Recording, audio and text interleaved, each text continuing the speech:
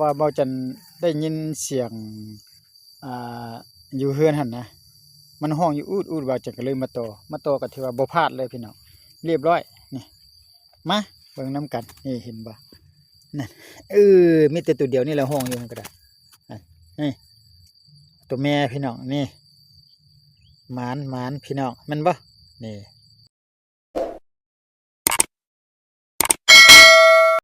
ครับทักทายสบายดีตอนแรงพี่น้องที่เข้ามาติดตามรับเบิ่งรับชมเบาจันจะมาโตนกคุ้มนะแต่เบาจันน่ะนางอยู่เฮือนพุ่นได้นางอยู่เฮือนเบาจันเพราะว่าหน้าเฮือนเบาจันมาแถวนี้เนี่ยมันก็เป็นดินจัดสรรอยู่แต่ว่าบ่มีคนมาอยู่หรอกป่าหกแต่ว่าได้ยินเสียงนกคุ้มห้องคันแม่นห้องจะแม่นอยู่แถวนี้เนาะพี่น้องเนาะแถวบนป่าจันนางนี่แหละคันว่ามันห้องอยู่ภาคกวนกลางข้ามเบิ่งพุ่นก็สิบ่ได้ยินดอกมันไก่เด้พี่น้องได้ยินห้องอูดจะแม่นแถวนี้พี่น้องได้ยินนะแต่เบาจันจะลองมาต่อเบิ่งเอาเสียงนกคุ้มมา5หลางพี่น้องของปีกายแล้วนี่นะปีกายก็ได้กินลายตัวอยู่พี่น้องก็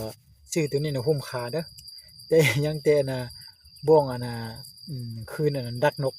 อีลุ่มมันยังบ่ได้จักตัวพี่น้อง เนาะอันนั้นยังบ่ได้จักเทื่อนี่จะมาโตลองเบิ่งจะโตบนเก่านี่แหละโตบนนกวักแล้วก็นกอีลุ่มเฮาเคยโตนี่นะคันห้องจะเป็นห้องอยู่แถวนี้พี่น้องเอาจันจะไปลองเบิ่งไปถ้าจะคำแต่ในเบิ่งนึงเบาจันประมาณ6 โมงเบาจันจะออกไปโตน่ะนกอีลุ่มอีกอยู่ทางนี้เนาะก็บ่ฮู้ว่ามันมีบ่มีบ่ก็ไปนี่พี่น้องสิโตอยู่บนนี้ดอกบนเฮาตัวนกอีลุ่มนี่แหละนี่ตัวนี้อันนี้เบาจันตั้งใจมาถางไว้ได้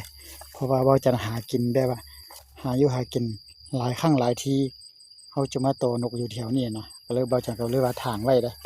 นี่เบาจันถางไว้เด้อนี่นะเด้อนี่ทางเป็นไว้เป็นในพี่น้องเห็นบ่นี่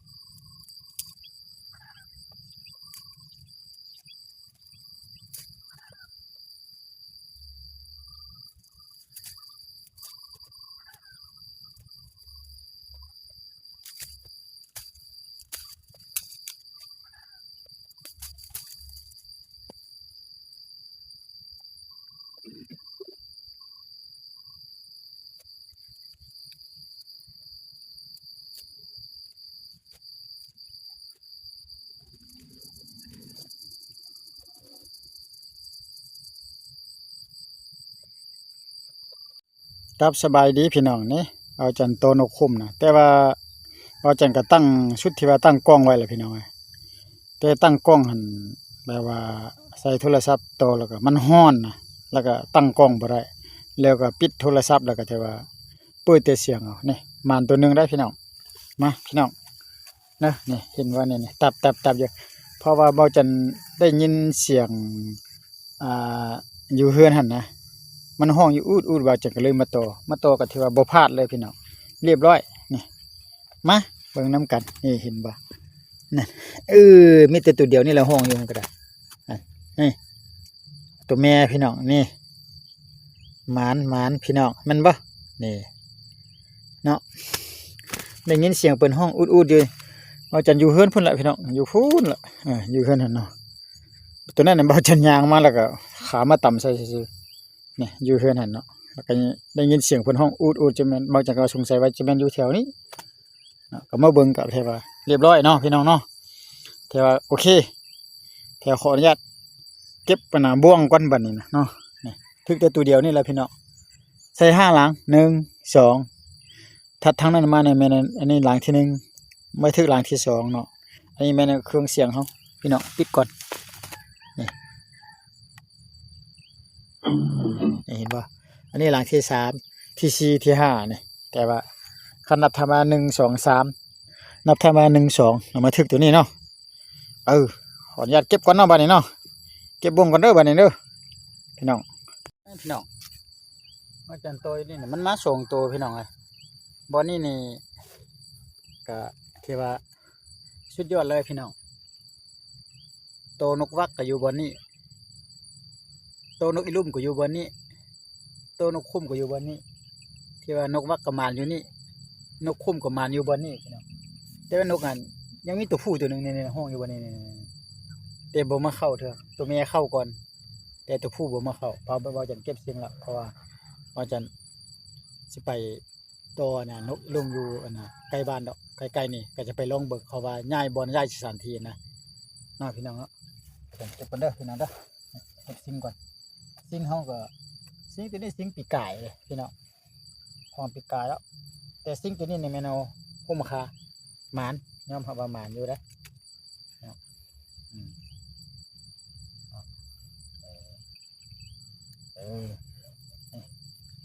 หมานอยู่เก็บก่อนตัวหนึ่งพี่น้องตัวหนึ่งอยู่นี่ตัวหนึ่งอ่ะนะเข้าแต่ตัวเดียว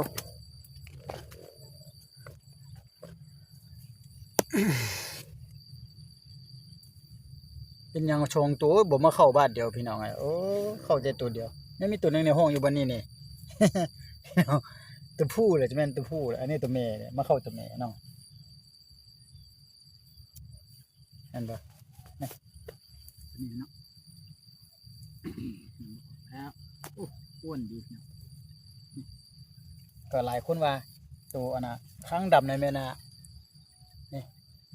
ตัวผู้ตัวเมย์เนาะนี่เนาะนี่มีตัวผู้เนี่ยอยู่ในนี่นะมันกุดอยู่เจ็บก่อนพี่น้อง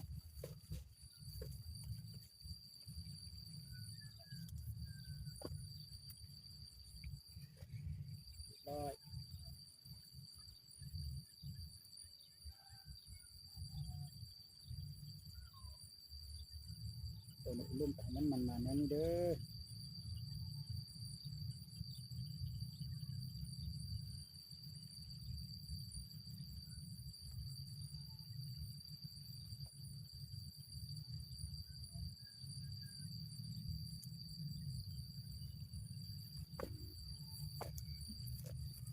ท่านแมนทึกโชงตัวนั้น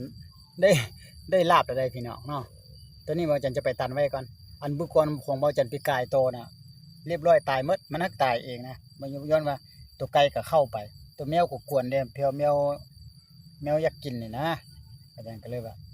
เอาเนาะไปพี่น้องก็แสดงความขอบอกขอบใจประมาณซ้ำนี่แหละได้แต่1ตัว1เต็มก็ที่ว่าซ้ำนี่ก็ชุดยอดละใส่หน้าบ่งสิ่งดักนกคมก็ฤดูกาลนี่ก็แม่นเข้าฤดูกาลดักนกคมแล้วพี่น้องก็เริ่มมื้ออื่นมื้อฮือไปบ่จันจะไปตัวนกคมนี่ก็น่าจะได้หลายเบาจันไปหลายบอลได้ยินห้องอู้ตู้อยู่ได้ไป